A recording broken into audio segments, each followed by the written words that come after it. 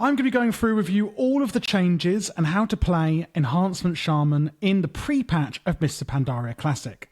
This isn't going to be a super in-depth guide. The reason being because I'm going to be releasing my full in-depth guide on release of MoP Classic.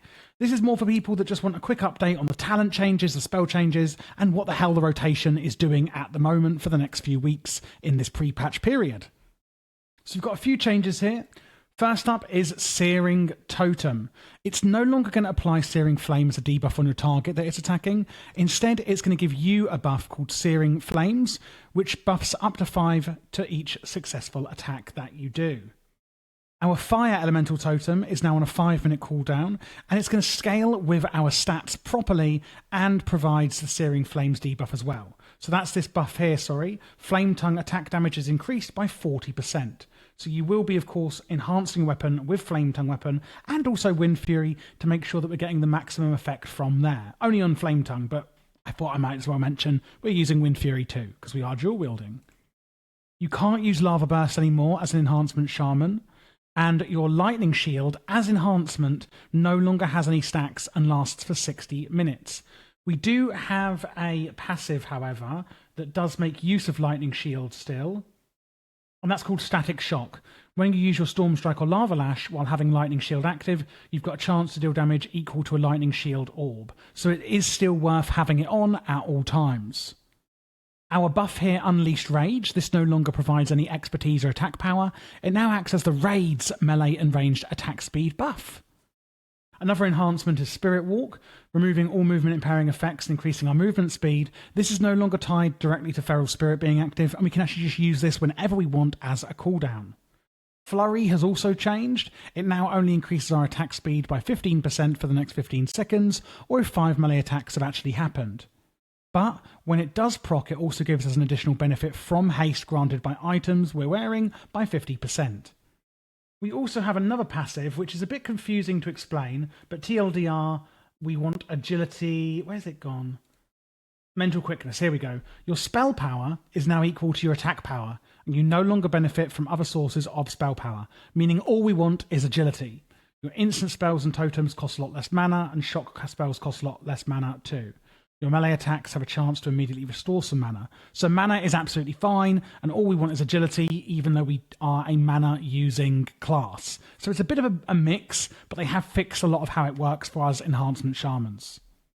We now have Healing Tide Totem, a big pulsing healing totem that heals every 2 seconds for the nearest allies. And in air totems, we also have Stormlash. This is actually going to empower our allies to get bursts of nature damage on their attacks as well. For spells, we have Ascendance. This is your new Mr. Pandaria ability. In Enhancement, our auto attacks and Storm Strike will deal pure nature damage, and it changes our Storm Strike into Storm Blast. Going on to the talents that we now have, it's completely changed, of course.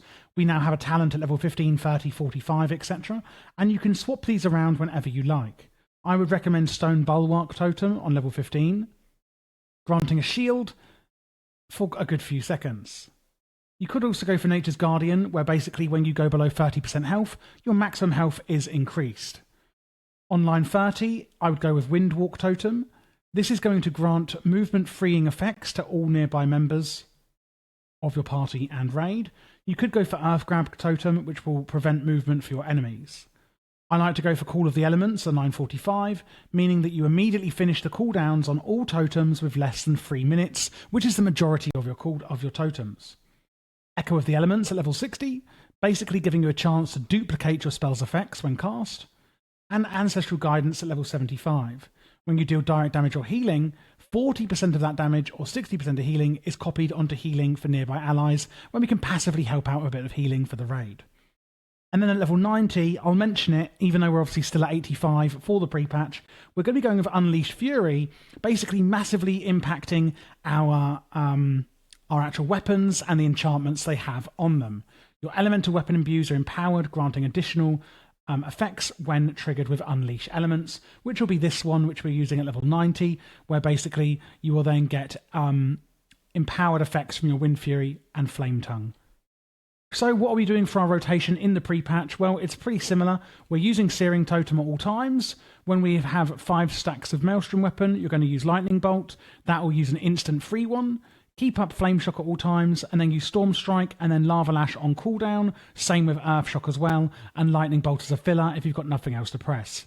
In AoE, you're going to use Lava Lash because it'll hit more enemies, and then we're going to use Magma Totem instead of Searing Totem, and use Chain Lightning instead of Lightning Bolt when we have 5 stacks of Maelstrom Weapon, and Fire Nova to emit from our Flame Shock enemies fire damage. For cooldowns, Fire Elemental Totem, Feral Spirit, Bloodlust. Keep up your Lightning Shield at all time. Cleanse Spirit to remove curses on a friendly target. We've still got Spirit Walker's Grace where we can cast on the move. So nothing too crazy, no huge differences yet. It more changes and gets a bit more exciting at level 90, and I will have a full enhancement guide for you at level 90 once the full expansion launches in a few weeks. So make sure to subscribe so you don't miss out for that. It'll be a proper, full, in-depth guide.